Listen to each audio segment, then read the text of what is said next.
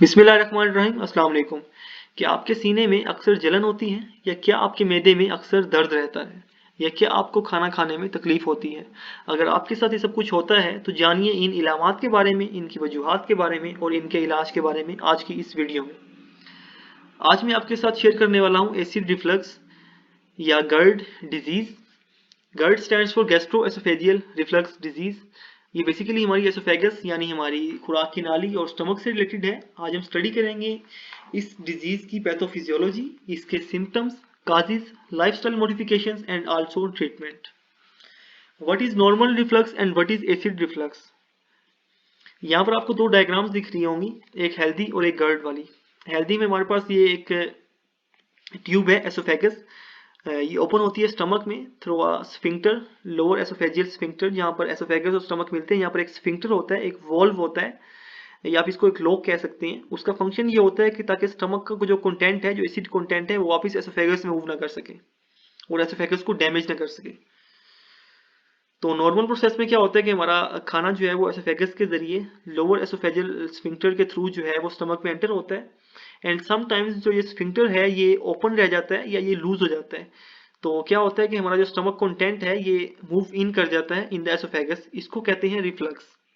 लेकिन अगर ये रिफ्लक्स फ्रीक्वेंटली और कॉन्स्टेंटली बार बार काफ़ी महीनों तक या काफ़ी दिनों तक एक इंसान में होता रहे तो उसको जो है वो एक डिजीज़ हो जाती है। उसका नाम है एसिड रिफ्लक्स या गर्ड, गैस्ट्रोएसोफेजियल रिफ्लक्स डिजीज़।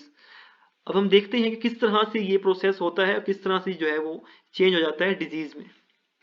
उसके पहले काजेज क्या है एसिड रिफ्लक्स या गर्ड डिजीज़ की? हमारा खाना या हमारी कुछ ड्रिंक्स जो है वो ये डिजीज़ काज कर सकते हैं, जिस तरह कॉफ़ी है, टोमेटोज़ हैं, अल्कोहल है, चॉकलेट है, फैटी और स्पाइसी फूड्स हैं। अगर आप ओवरवेट हैं तो आपको चांसेस हैं इस डिजीज़ के होने के। अगर आप स्मोकिंग करते हैं तो भी चांसेस हैं। अगर आप प्रेग्नेंट वुमेन्स हैं, हाँ, प्रेग्नेंट वुमेन्स में चांसेस होते हैं गर्ड के। अगर आप मुस्तकिल स्ट्रेस और एंग्जाइटी यानी आप परेशानी और गुस्से का शिकार हैं तो भी आपको चांसेस हैं एसिड रिफ्लक्स या गर्ड डिजीज के होने के। और कुछ मेडिसिन जिस तरह कि हमने अपनी पिछली वीडियोस में डिस्कस किया था कि एंटी इन्फ्लामेटरी एनसेड्स जो पेन किलर्स हैं वो भी ये डिजीज काज करते हैं, लाइक आइबोप्रोफिन।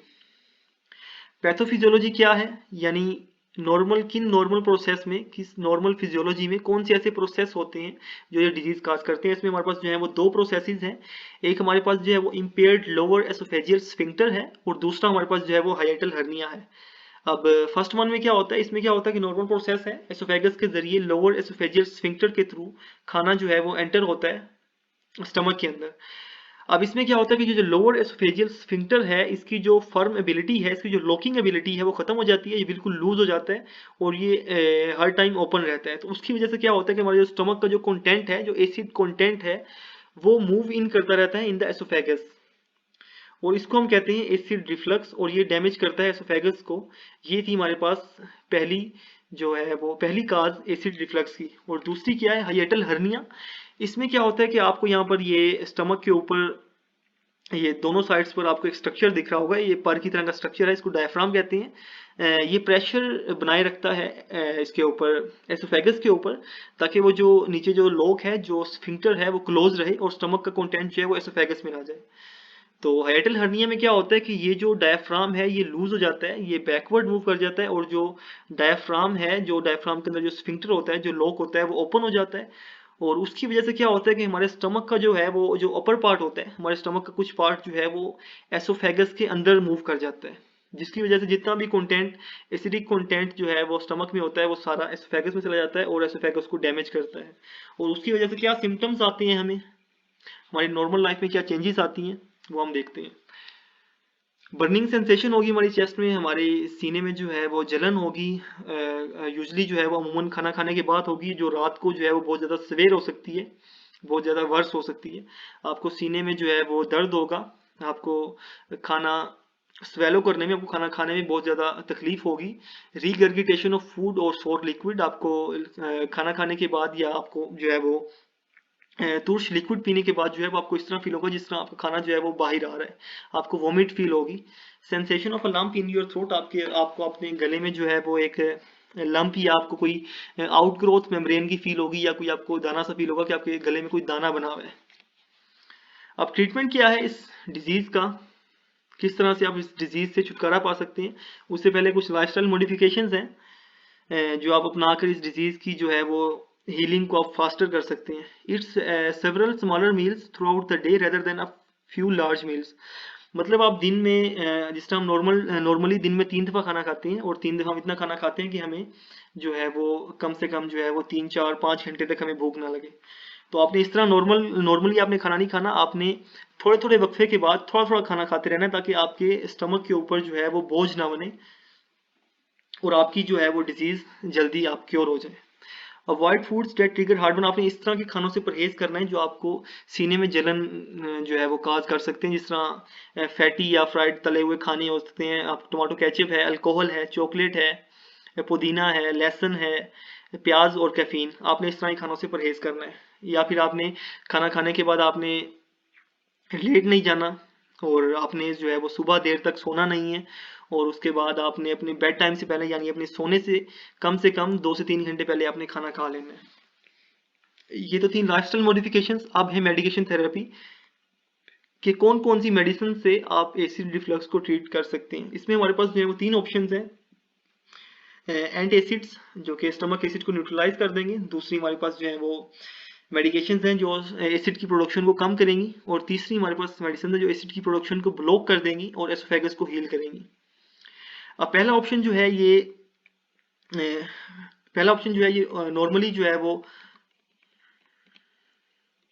आपको अगर कभी जो है वो सीने में जलन होती है या आपको जो है वो मैदे में दर्द होता है, नॉर्मल है, जरूरी नहीं है कि आपको एसिड रिफ्लक्स डिजीज है। तो आप ये over the counter available medicine हैं, इनो है, डाइगेस है, और भी सिरप्स हैं, काफ़ी सारे एंटीएसिड सिरप्स हैं, आप वो यूज़ कर सकते हैं। जिस तरह डाइगेस है, म्यूकेन है, डाइजेक्स एमपी है, ये डाइगेस सिरप है, इनो है, आप ये यूज़ कर सकते हैं। अगर ये यूज़ करने के बाद आपकी जो चेस्ट पेन है या जो चेस्ट बर्निंग है अगर वो ख़त्म हो जाती है तो ठीक है, आपको वो डिजीज़ नहीं है, आपको वो नॉर्मल जो है वो चेस्ट बर्निंग थी वो ख़त्म हो गई है।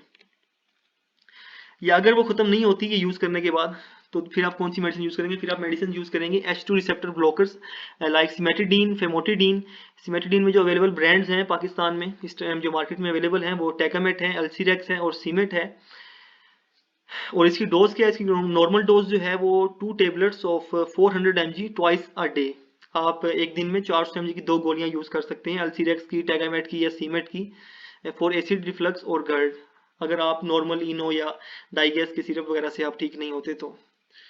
और अगर फिर भी आप ठीक नहीं होते तो तीसरी मेडिकेशन जो है, तीसरा ऑप्शन जो है वो प्रोटोन पंप इनहिबिटर्स हैं, लाइक इसोमेप्राजोल है, ओमेप्राजोल है। इसोमेप्राजोल में नेक्सियम ब्रांड अवेलेबल है मार्केट में, और ओमेप्राजोल में ओमिजोल ब्रांड अवेलेबल है मार्केट में। अब इसोमेप्राजोल ओमेप्राजोल में डिफरेंस क्या है? इसमें मेन डिफरेंस बेसिकली ये है कि जो इसोमेप्राजोल है वो ओमेप्राजोल से ज़्यादा उसका जो एक्शन है वो ज़्यादा फास्ट है, और इसोमेप्राजोल जो है वो ज़्यादा इफेक्टिव है, यानी उसका जो इफेक्ट है, उसका जो फायदे हैं वो ओमेप्राजोल से ज़्यादा है। यानी नेक्सियम जो है वो ओमिजोल से ज़्यादा इफेक्टिव है और ज़्यादा फास्ट एक्टिव है। इसको जो यूजुअल अडल्ट डोज है गर्ड के लिए इसोमेप्राजोल की यानी नेक्सियम की, वो 20 mg या 40 mg का भी आप एक कैप्सूल जो है वो दिन में एक दफ़ा ले सकते हैं 10 दिनों के लिए। और अगर आपको गर्ड के साथ आपको जो एसोफेगस है वो आपको इरोसिव एसोफेजाइटिस हो गया, आपको जो एसोफेगस है वो डैमेज हो गया है, तो फिर आप क्या करेंगे? फिर आप 40 mg का आईवी इंजेक्शन जो है वो आप इंजेक्ट करवाएंगे, या फिर आप एक इन्फ्यूजन लगवा लेंगे, आईवी इन्फ्यूजन 40 mg की इसोमेप्राजोल की यानी नेक्सियम की, दिन में एक दफ़ा 10 दिनों के लिए। तो इससे इंशाल्लाह आप बिल्कुल ठीक हो जाएंगे, एसिड रिफ्लक्स जो है वो क्योर हो जाएगा। तो व्यूवर्स, हंसते मुस्कुराते रहिए, खुश रहिए, अपनी सेहत का बहुत बहुत ख्याल रखिए। अल्लाह हाफिज़।